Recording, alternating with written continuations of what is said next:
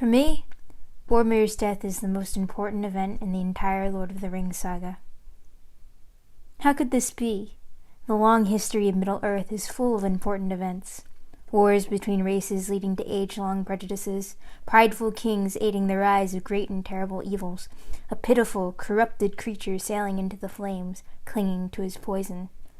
And Tolkien's work is also full of death. The grand juxtaposition between mortality and immortality is always something he's negotiating. Boromir dies in 2 pages, senselessly. But on a closer look, this short death carries an enormous impact. It is Tolkien's most powerful thematic statement about heroism on Middle-earth, capping off an idea that underlines all of his work. Heroes cannot be human. It is a microcosm of how Tolkien uses death to reinforce that binary moral structure, and it's a missed opportunity that informs my own complex, frustrating relationship with the legacy of the Lord of the Rings. Farewell, Aragorn.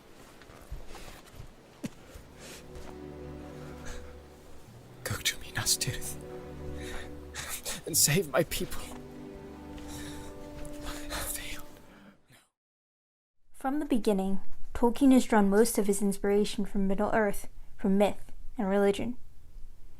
None of this source material is particularly interested in exploring the goodness of messy humanity, instead relying on archetypal heroes and villains, and a binary moral structure. Tolkien's heroes, therefore, follow suit. Most are quite literally not men, capital M, being dwarves, hobbits, elves, and wizards.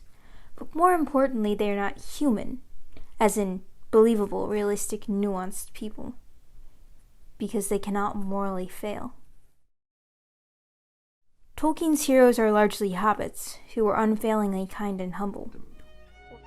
They were hospitable and delighted in parties and in presents which they gave away freely and eagerly accepted. At no time had hobbits of any kind been warlike, and they had never fought among themselves.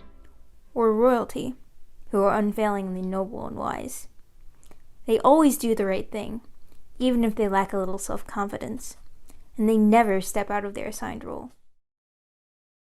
Sam Gamgee is perhaps the best example. His core motivation throughout the trilogy is to fulfill his assigned role, Frodo's companion, perfectly. Don't you leave him, they said to me. Leave him, I said. I never meant to. I'm going with him, if he climbs to the moon. I'm not alone. I'm coming too, or neither of us isn't going. My place is by Mr. Frodo. They must understand that. Elrond and the Council, the great lords and ladies in all their wisdom, their plans have gone wrong. I can't be their ring bearer. Not without Mr. Frodo. And this complete selflessness is framed as the ultimate heroism, as he carries Frodo up Mount Doom, fights Gollum off, and becomes the only mortal character to remain uncorrupted while wearing the ring. But while these are archetypes we can admire, they are also ideals we cannot reach. Sometimes we fail. We step out of line. We are human. So is Boromir.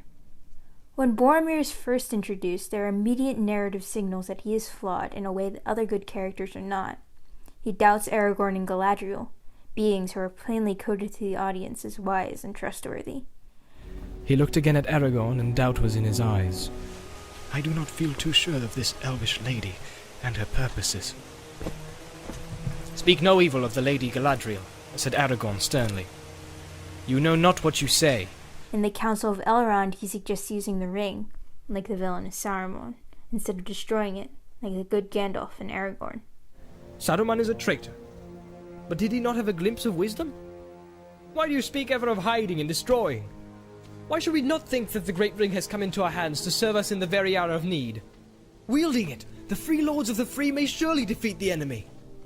His purpose is saving Minas Tirith, which, while well-intentioned, appears selfish in comparison to the other hero's goal of destroying the One Ring of Power for good. And he refuses to tell what he saw in Galadriel's gaze, indicating that, unlike the others, he might give in to desire, or fail to stand his ground. But what he thought the lady had offered him, Boromir did not tell. Yet, Boromir is part of the company, which means he is a hero. He is on a quest to do the most heroic thing in the history of Middle-earth, after all. Destroy the ring. The fact that he's allowed to be a hero despite all his flaws would seem to break Tolkien's pattern. Boromir is not unfailingly hospitable and kind, or unfailingly noble and wise. This would indicate that now, finally, Tolkien is expanding his definition of heroism to include the messier, perhaps more relatable elements of humanity. Selfishness, doubt, impatience. But in killing Boromir, Tolkien rejects that expansion. Boromir cannot become a hero after the moral failure of trying to take the ring from Frodo. He can only die in a senseless sacrifice, unable to prevent Pippin and Merry's capture. Thus, Tolkien reinforces the unattainable, inhuman ideal of heroism with one of the heaviest authorial choices someone can make: character death. I tried to take the ring from Frodo, he said. I'm sorry. I have paid.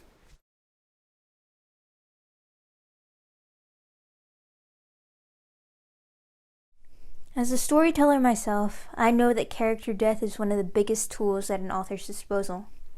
It immediately draws attention, because everyone understands the gravitas of death. It leaves a permanent absence in the story that forces the narrative to shift and change. But most importantly, the weight of character death means that when an author uses it, they are always making a statement about the character, about the world, or about what they themselves value. When Tolkien uses character death, he's consistently reinforcing a moral binary. Those who are good can stay, and those who mess up cannot. Across Tolkien's work, not just Boromir, but almost all of the characters with significant moral failures die. The Númenóreans desired wealth and dominion in Middle-earth, eventually breaking the Valar's commands and sailing west. For that, they and their entire homeland are drowned. And there came a mighty wind, and a tumult of the earth, and the sky reeled, and the hills slid, and Númenor went down into the sea. The goblins in the Hobbit, who rummage through Bilbo's back for treasure, are killed by Gandalf and the dwarves. And there were all the baggages and packages lying broken and open, and being rummaged by goblins, and smelt by goblins, and fingered by goblins, and quarrelled over by goblins.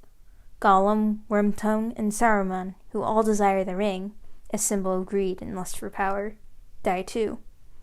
Thorin, who exhibits greed when he refuses to divide the treasure fairly amongst them in a lake town, and Theoden, who steps out of his assigned role when he bows to Wormtongue's counsel and refuses to act like a king, both dead. Contrast this with the characters who are spared. Gandalf, thought to be dead after falling from the bridge of Khazad-dûm, returns to life. He never steps out of his role as mentor, guide, and leader, and he refuses to take the ring from Frodo. Cried Gandalf, springing to his feet. With that power I should have power too great and terrible. Do not tempt me. Faramir, who comes close to death but recovers, is dutiful in his role as soldier and son, does not want to take power from Aragorn, and also refuses to take the ring. Not if I found it on the highway would I take it, I said. Thus, at the end of these books, when justice has more or less been restored, the significant characters left to live in this better world are by and large those who are morally perfect. Gandalf, Faramir, Sam, Merry, Pippin, Legolas, Gimli. In this way, Tolkien uses death much like the Valar, or his own Christian God.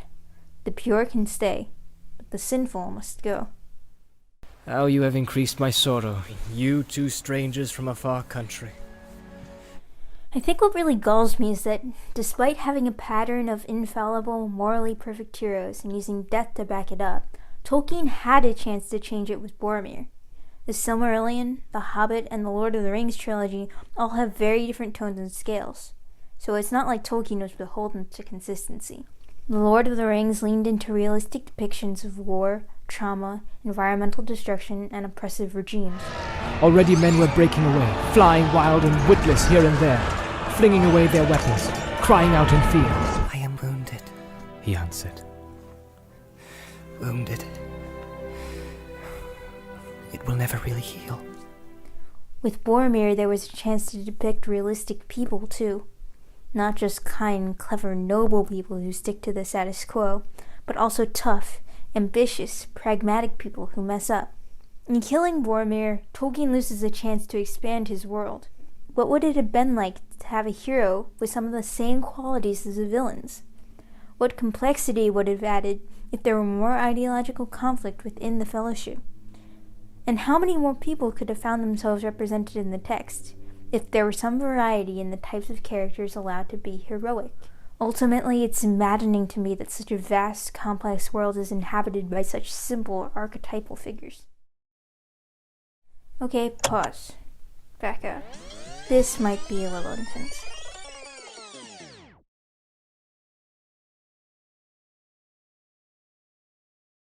Claiming that Tolkien's characters lack humanity because he doesn't allow them to make mistakes, and that he enforces his moral stringentness via character death, is a pretty bold thing to say. I'd be remiss if I didn't address some of the counter-arguments. Frodo fails to throw the ring into Mount Doom, and he doesn't die. Doesn't this mean that heroes can be human, and Tolkien isn't killing everyone who makes a mistake? Well, yes and no. First, Frodo is the main character and the Chosen One, a position which allows him a certain amount of plot armor and a certain level of inhumanity by nature. Second, many will argue that Sam is actually the hero of Lord of the Rings, in which case heroism would still be defined by an inhuman level of moral goodness. And third, at the end of the tale, Frodo is unable to stay in the Shire, which is what he's always wanted. So in that sense, he's still being punished. But I thought you were going to enjoy the Shire too. For years and years. After all you've done. But I've been too deeply hurt, Sam.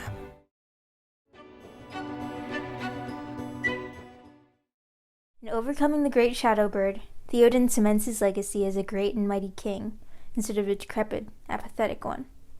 On his deathbed, Thorin repairs his friendship with Bilbo. And by sacrificing himself for Frodo's friends, Boromir again becomes noble and fair, instead of hideous with envy and rage. So is death really enforcing a binary moral structure when it's framed as such a good thing for these characters? Yes, it is. There are many ways to earn redemption without dying. The fact that every character who makes a moral mistake dies sets a precedent in which death is no longer one possible road to redemption, but an inevitable fate you seal when you fail.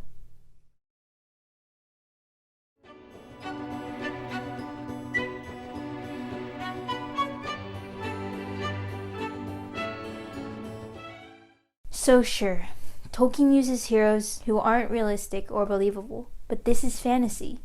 Aren't we still using these archetypes to examine the messiness of humanity, just in a way that's easier to swallow?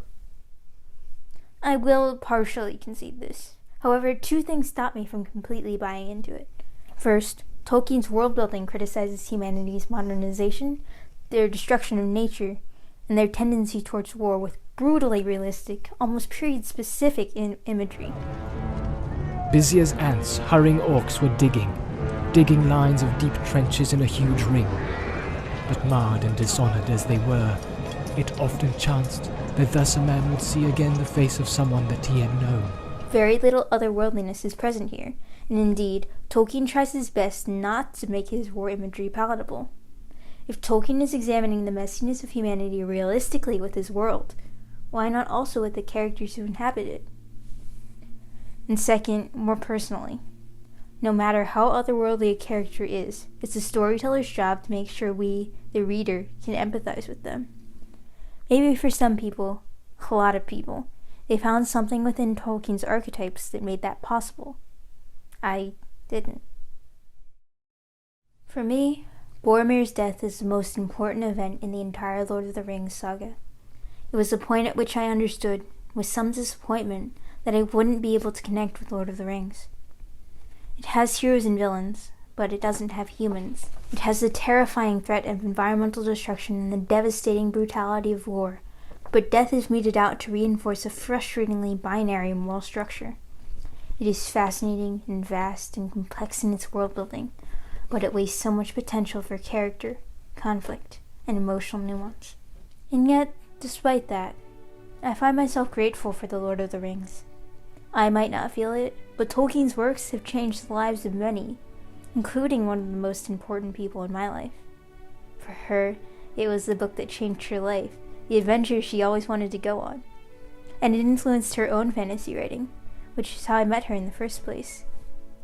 Maybe the way I have to connect to Tolkien is through that legacy, appreciating how he inspired the people who inspired me. Or I could remember Boromir, and how for one brief moment before the arrows fell, I found the humanity in this distant, inscrutable myth.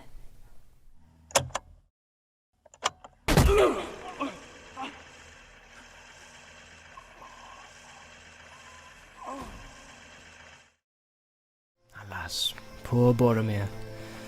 Does that not tell you something of him?